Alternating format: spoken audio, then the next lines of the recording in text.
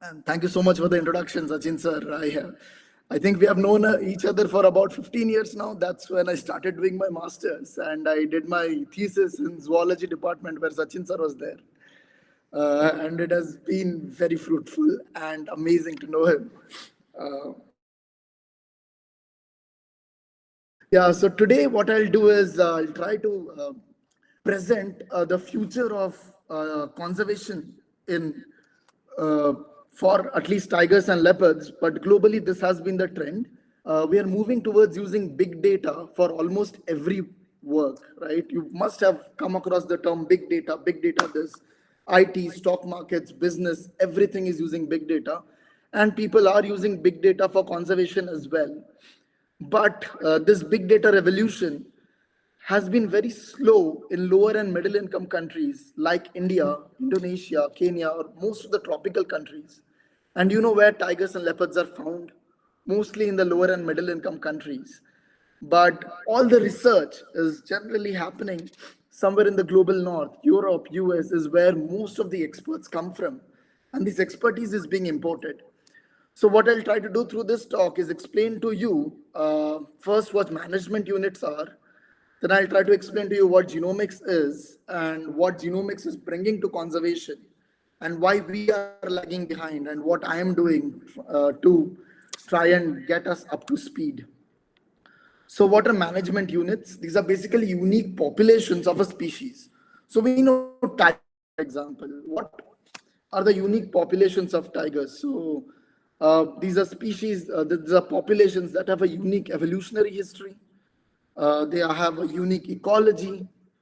They have distinct genetic variation, and they need to be maintained and managed separate from other populations. So, for example, you are in a zoo today. In case there are multiple tigers in the zoo, you will see that Amu tigers are kept separately from Bengal tigers, which are kept separately from Sumatran tigers, and there is a reason for it.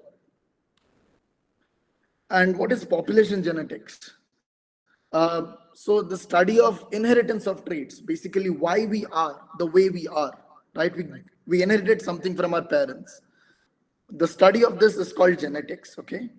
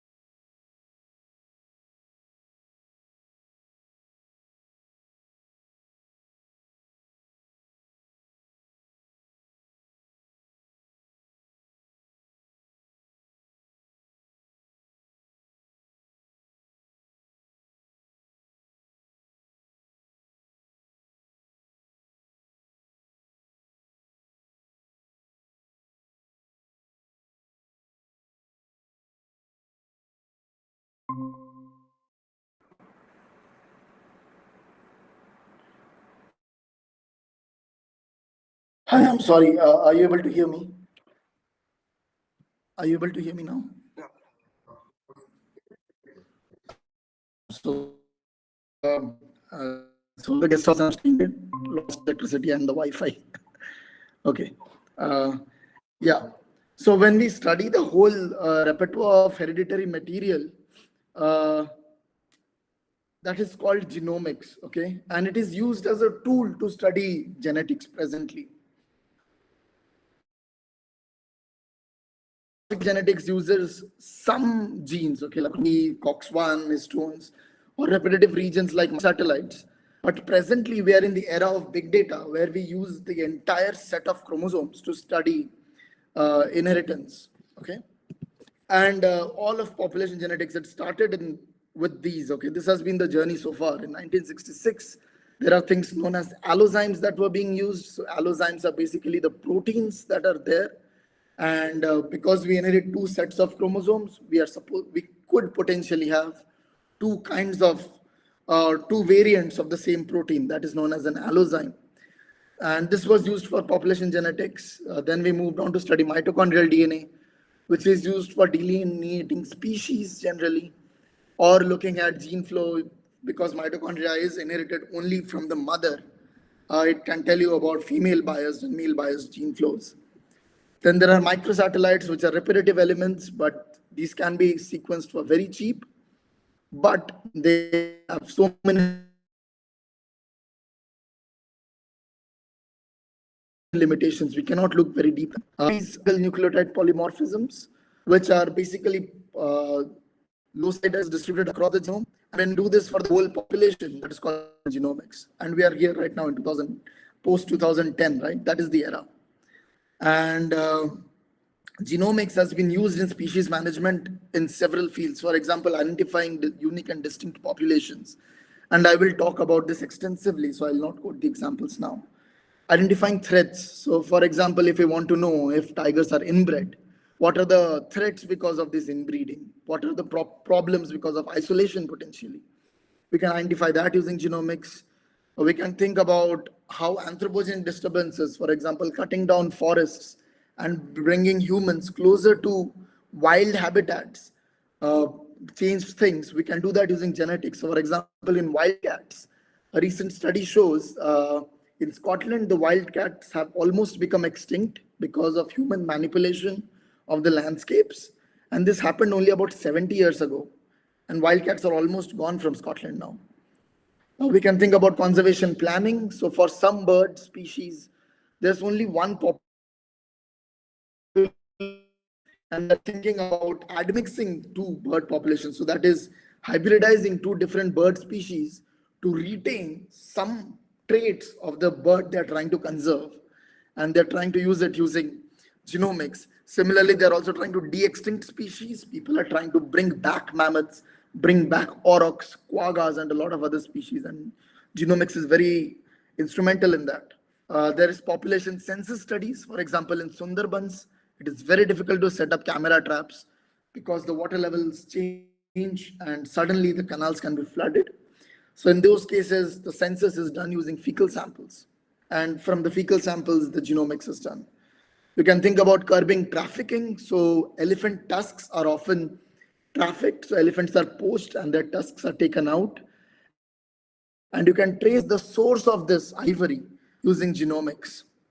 You can also think about the conservation policies, the impact of conservation policies. So for example, in the black rhinos in Africa, we have been able to observe the policy of translocation versus natural dispersal of individuals between lineages. And we are seeing that natural dispersal is better than translocating rhinos from one park to another. So I'll start with the example of tigers.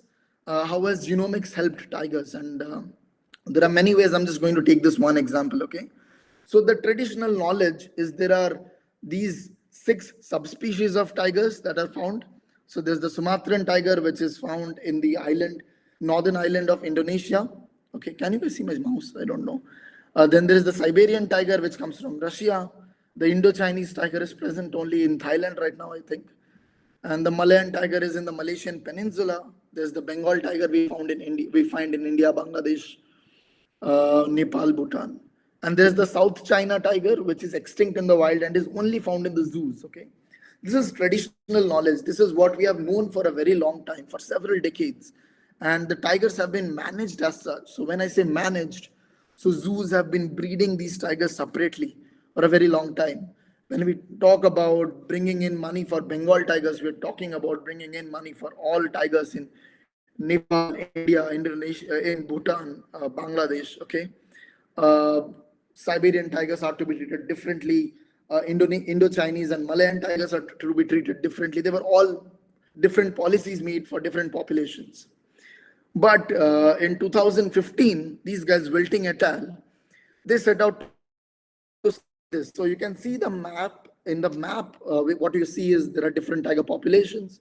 The one from the Europe, the Panthera tigris virgata, is an extinct lineage. Okay, everything else is sort of there. Mostly the Balinese tiger and all are gone.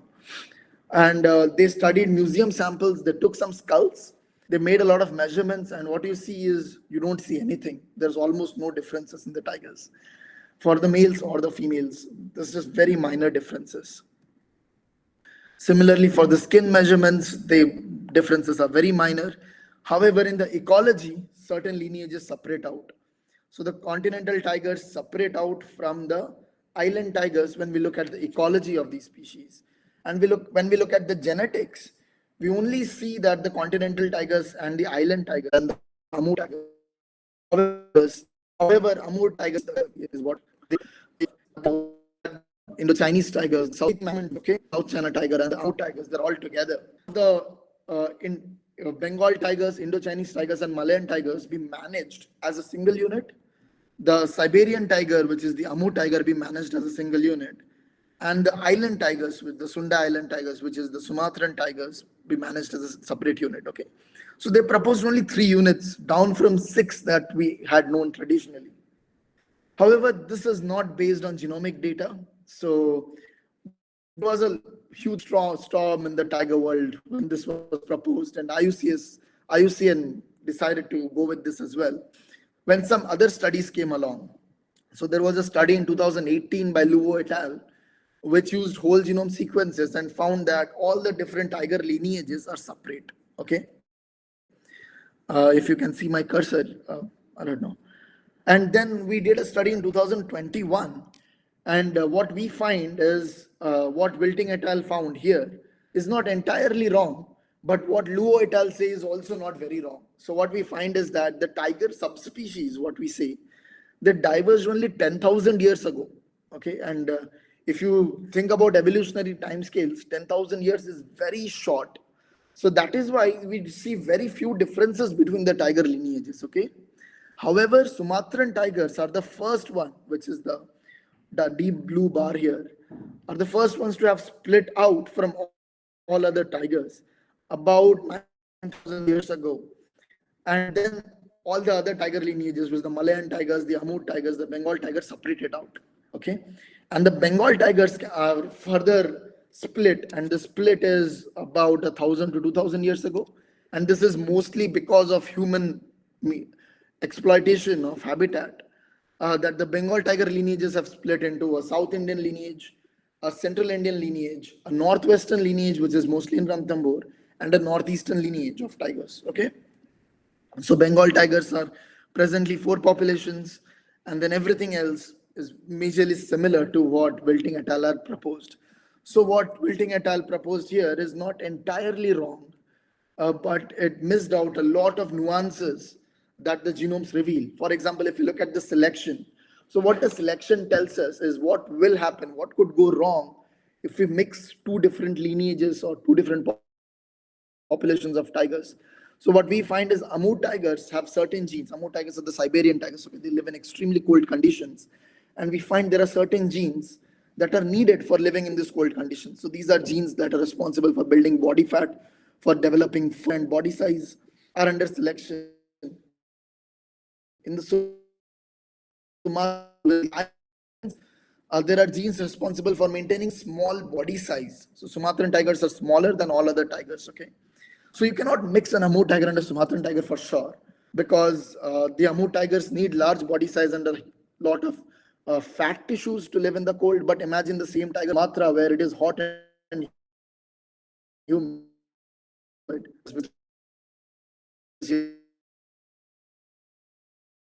selection.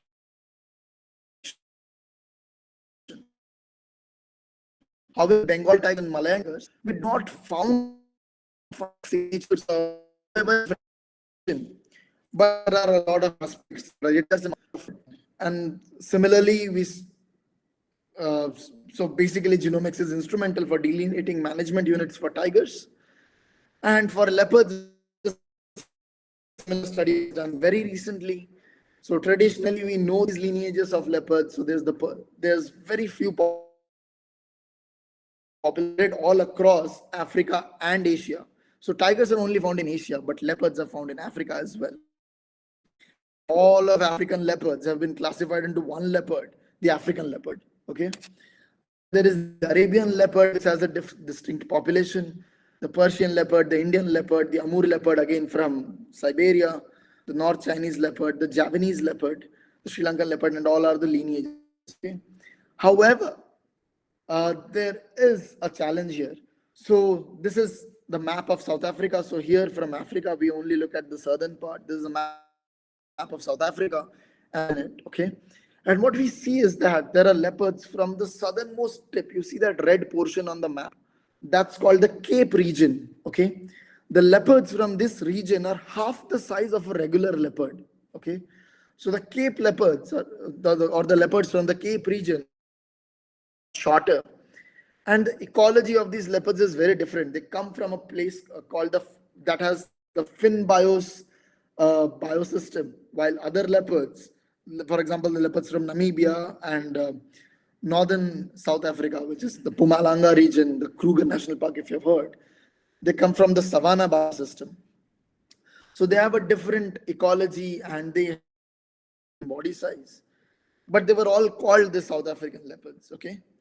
So what we did is we studied whole genomes and we found that the leopards from the Cape region have separated from the other African leopards about 25,000 years ago. So that divergence is deeper than the divergence in tigers. Okay. So Cape leopards are actually have been separated for 20,000 years. And there's a lot of genes under selection. So these are genes that are responsible for metabolizing poor nutritional quality food. These are genes responsible for maintaining low body sizes. There are genes responsible for fatty acid oxidation. So there are a lot of genes that are differently under selection between the rest of Africa and these Cape leopards. So what it basically means is that it might be wise to manage Cape leopards separately from other African leopards. And this is work that we did in 2024. We are still writing it up, but this is extremely new. This is just plain hot. And this was not possible before genomics. Okay. So genomics was instrumental again in discovering these leopard subspecies. Okay. Now I want you to look at something very carefully before I proceed further. You look at the author names here: Armstrong et al., Luo et al., Wilting et al. Okay. I am a co-author in Armstrong et al. I am the co-first author, and my boss here in NCBS is Uma Ramakrishnan. He is a co-last author. But you see, the authorship orders are mostly dominated by people in America, in UK. In this case, it is from Copenhagen. This study was done in Copenhagen by me and a colleague. Okay. Copenhagen does not have these species, which is in Denmark. Okay. There is no leopards or tigers in Denmark. There's no leopards or tigers in America. There's no leopards or tigers in UK. But all of these, a lot of this is actually dominated. The literature is dominated by researchers based in these countries. And there is a good reason for it, and we'll come to that. Let's come to the third example, which gives you the reason. Okay. The Javan tiger. Okay. Java is this last island you see on the map. Okay. It's an island in Indonesia. And there used to be these tigers called the Javanese tigers. And what you see is here is the tiger that has been poached. And these tigers have been known to be extinct for at least 50 years now. Okay. There has been no tiger on Java for at least 50 years is what was thought. But recently, there was a discovery that there could be a tiger. You see this photo of a tiger? You can't figure out it's a tiger, right? It's extremely blurry. You never know if it is a tiger or a leopard. This was the photo that was there. And there was another evidence. So a villager in west of Java apparently saw a tiger. Okay. The forest department people went there, interviewed the villager in multiple ways and for multiple days, and asked him if he saw a leopard or a tiger, and the villager insisted it's a tiger and not a leopard. A survey was conducted in Indonesia where they went through all the fences around that area and they found one hair strand, okay, just one strand of hair, and they brought it to the lab. They extracted DNA, they sequenced DNA, and they concluded, if you see the first figure, Sondaika is the Javan tiger lineage. And they concluded that, okay, it matches the skin of a Javan tiger from the museum. So they also sampled skin samples from Java. And the sample of hair from the wild matched it. So there's a huge outcry that, oh,